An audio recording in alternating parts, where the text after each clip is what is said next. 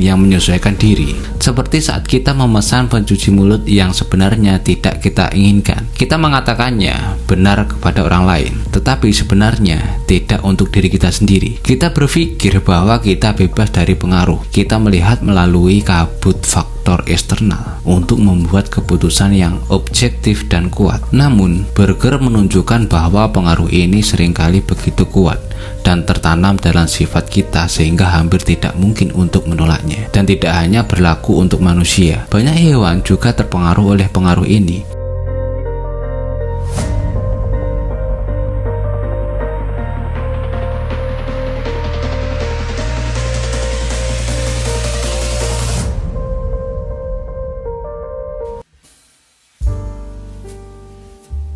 Hidup seringkali meminta kita untuk membuat keputusan, dan pada awalnya mungkin kita pikir jawabannya sudah jelas. Kita berpikir bahwa kita tahu apa yang terbaik bagi diri kita sendiri. Kita mempertimbangkan pilihan-pilihan yang ada dan membuat keputusan-keputusan yang rasional. Misalnya, saat seorang pelayan di restoran bertanya, apakah kita ingin memesan makanan penutup setelah makan? Jawabannya mungkin terlihat sederhana. Mungkin kita merasa perut kita tidak terlalu kenyang dan kita juga doyan dengan makanan manis-manis, jadi tentu saja kita akan menjawab iya dengan tegas. Kita merasa yakin bahwa keputusan itu benar untuk kita sendiri. Tetapi, bagaimana jika di meja ada 4 orang lain yang duduk bersama kita? Masing-masing dari mereka sudah dengan tegas mengatakan tidak, terima kasih. Saat ditanya apakah mereka ingin pencuci mulut, apakah kita akan tetap mempertahankan jawaban kita? Pertanyaan ini mengajak kita untuk berpikir lebih dalam. Kadang-kadang membuat keputusan bukan hanya tentang diri kita sendiri. Kita juga harus mempertimbangkan orang-orang di sekitar kita. Apakah jawaban kita mungkin berubah jika itu berarti menyatukan pilihan-pilihan kita dengan keinginan mereka? Mungkin kita akan berpikir kembali. Mungkin kita akan mengubah jawaban kita. Kita mungkin akan berpikir bahwa mungkin lebih baik menyesuaikan diri dengan keinginan orang lain. Karena pada akhirnya hidup ini juga tentang hubungan dan kebersamaan. Jadi, ketika ditanya kembali, apakah kita ingin pencuci mulut? Kita mungkin akan berpikir bahwa jawaban kita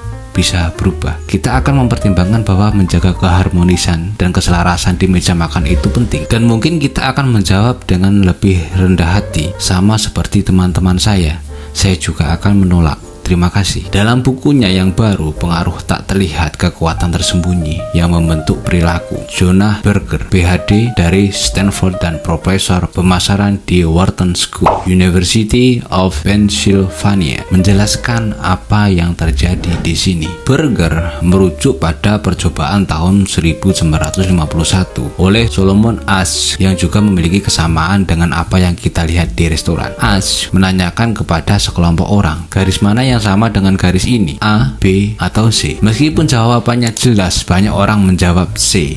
Bagaimana hal ini bisa terjadi? Rupanya, dalam eksperimen tersebut, subjek tes sebenarnya adalah aktor berbayar yang memberikan jawaban yang salah, yaitu C, C, dan C.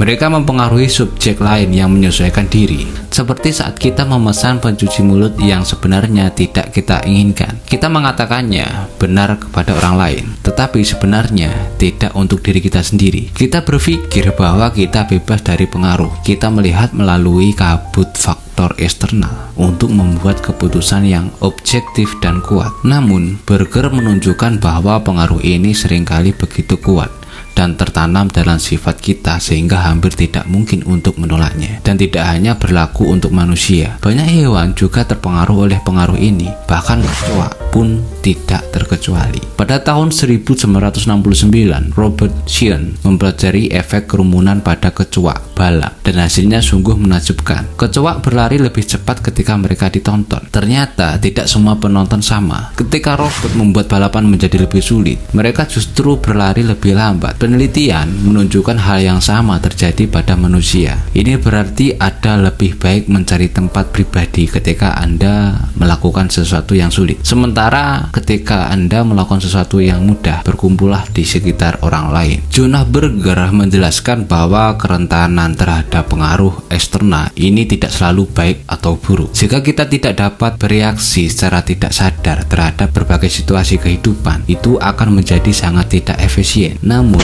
Jika kita belajar bagaimana pengaruh ini mempengaruhi kita dapat menggunakan untuk membuat hidup kita lebih baik dan keluar dari pengaruh negatif orang-orang di sekitar kita. Bagaimana lingkungan mempengaruhi tindakan kita, kapan kita harus mengikuti pengaruh orang lain, dan kapan kita harus menghindarinya dan mencari cara lain. Selanjutnya, kita akan membahas dua konsep menarik, diferensiasi dan mimikri. Kita akan menunjukkan bagaimana kita dapat menggunakan konsep-konsep ini untuk mencapai kekhasan optimal dalam kehidupan kita. Jadi siap untuk menggali lebih dalam? Mari kita mulai di video mendatang.